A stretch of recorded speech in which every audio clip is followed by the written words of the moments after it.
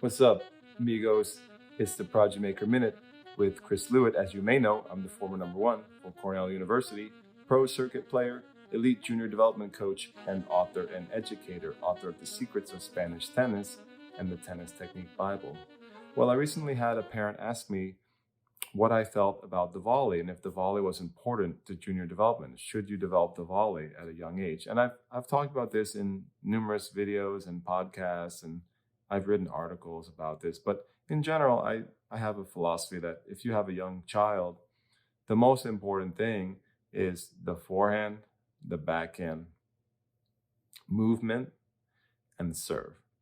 And notice the volley is not included in that top four list. And I think when players are young, you go after those four priorities first in general. Sometimes there's an exception where you have a special magical child who loves to just sort of instinctively go to the net and attack and create, very creative personalities typically.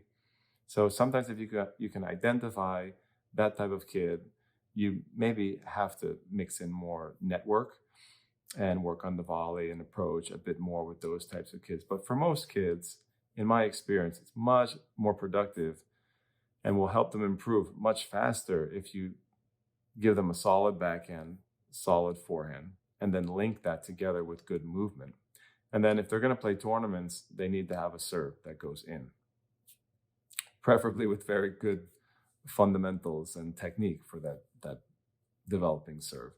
But to me, those are the big priorities. And where I think a lot of coaches go wrong is maybe they try to do everything at once at a young age. They try to incorporate approach shots and volleys and overheads into each lesson, which is to me is a disaster developmentally.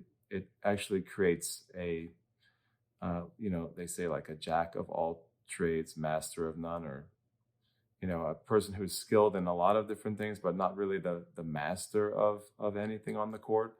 I think it's much better to focus not on breadth, but on depth with a young child. So making sure that they can hit consistent forehands, making sure that they can hit consistent backhands, and then being able to move well.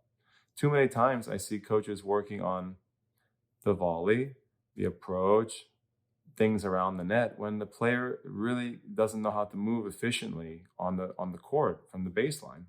So I just think that is you have to prioritize the junior development along those lines. And if some coaches may have a different philosophy. They may believe like in the all court and developing the net.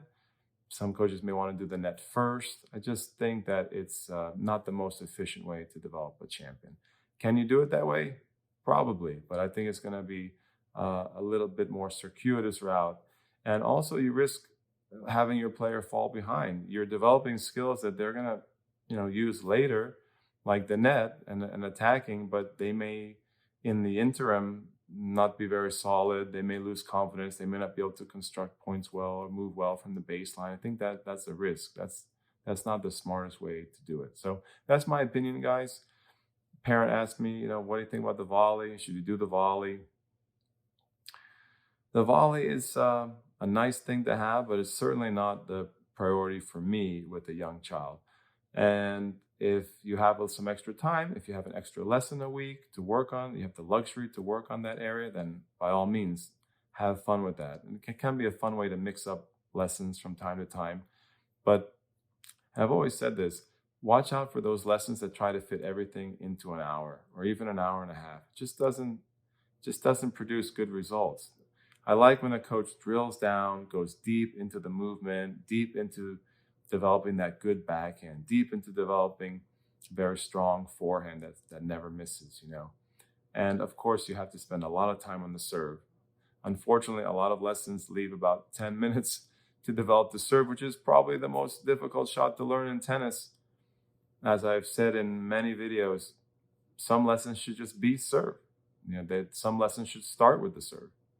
And the serve has to be a huge priority if you want to develop a young, successful tournament player. So, guys, those are my priorities for junior development: forehand, backhand, movement, serve. Keep it simple. Don't try to teach everything at once to a young child. Once you have a good ground game, once you have a reasonably good serve technically, by all means, work on the approach, work on attacking, work on the volley, the overhead. Those are going to be important tools as a player develops, gets bigger, gets faster, stronger. They can come to the net more. But consider what I said about prioritizing the other things. I think you'll have a much more efficient pathway of developing a top player if you do it that way, as opposed to working on the net too much too soon. Guys, if you like this Prodigy Maker Minute, please check out my big show, the Prodigy Maker Show. It's a popular podcast. It's also available. We keep all the former shows in an archive on this channel, so you can watch the videos as well. And guys, please consider subscribing.